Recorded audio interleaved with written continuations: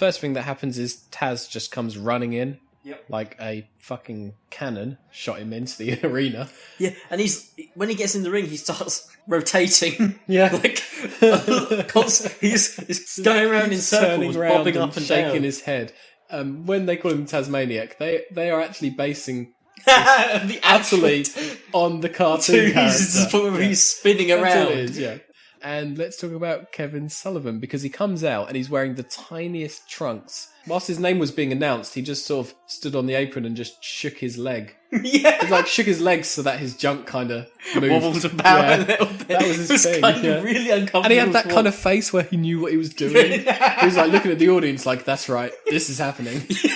You were watching it and you paid for it. Oh yeah.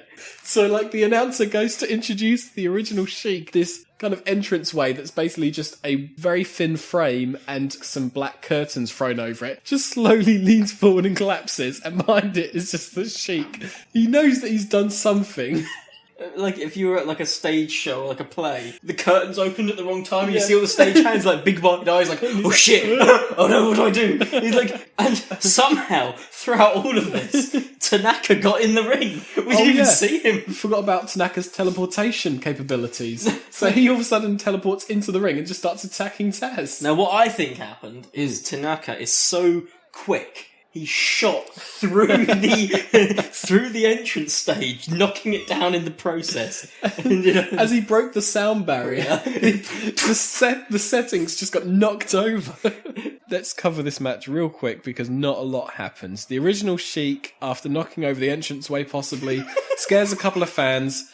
Starts chucking some chairs around. Taz gets a submission hold on Tanaka, which will hold for the duration of the match now. That's Pat and Taz. They're in the ring. Taz has got his permanent submission hold on Pat. Yep. Pat, being the Iron Man that he is, never taps out. Yep. This is John Cena taken to the extreme. Oh, yeah. Kevin Sullivan and the Sheik are just sort of fighting on the outside. Now, it's clear the Sheik is old. He can't do much. They're just sort of punching each other. And that's all they do. They just do that through the crowd until they get to the guardrail.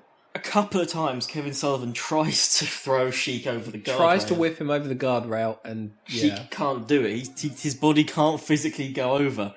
Now, I think what was supposed to happen is he gets whipped over, they both go back into the ring, and that's where Taz would either get interrupted or whatever, like the submission would be taken off. The result is, because Sheik cannot get himself over this 3-foot guardrail, Taz and Pat Tanaka end up sitting in a submission for like 2 minutes straight. Because they can't get to the next spot. Whilst Kevin Sullivan and the Sheik stand in the same spot, trading mild blows, kind of wondering, what the fuck do we do now? Yeah.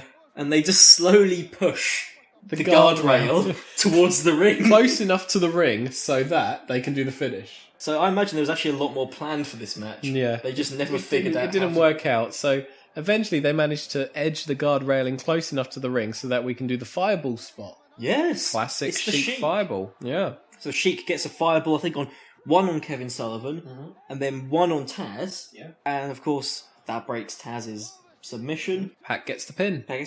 Yeah. Off screen. We don't actually see. Yeah. We see barely anything from Pat Tanaka or Taz, which is a shame because they're really good. Yeah. But unfortunately, the whole match for them consisted of a single submission hold, waiting for the Sheik's fireball spot, which never happens because he's stuck behind a 3-foot guardrail that he can't get over. It's awkward.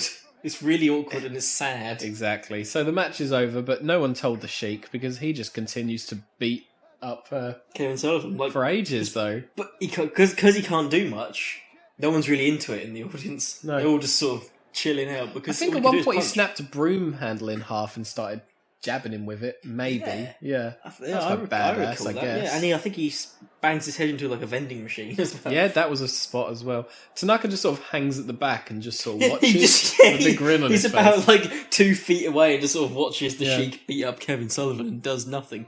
Like, Tanaka isn't even wearing proper ring gear. He just has like a big t-shirt. He doesn't need wrestling gear if he's not wrestling. You know? It looks like people wear to bed, like just a massive t-shirt. Exactly. That's how he dresses, really. It's just a bit strange. Very strange. I gave it 1 out of 5 because what am I supposed to give this? It's weird. You know, I actually gave it a quarter. I was just like, this is a non-match. I think you may be right. I think I may be overdoing it. Let's actually just check the moves that we actually got to see in the match. Was it a single leg crab by Taz? That's it. There you go. So, yeah, okay. So, not a great match, but I was entertained by it, and that's the important thing.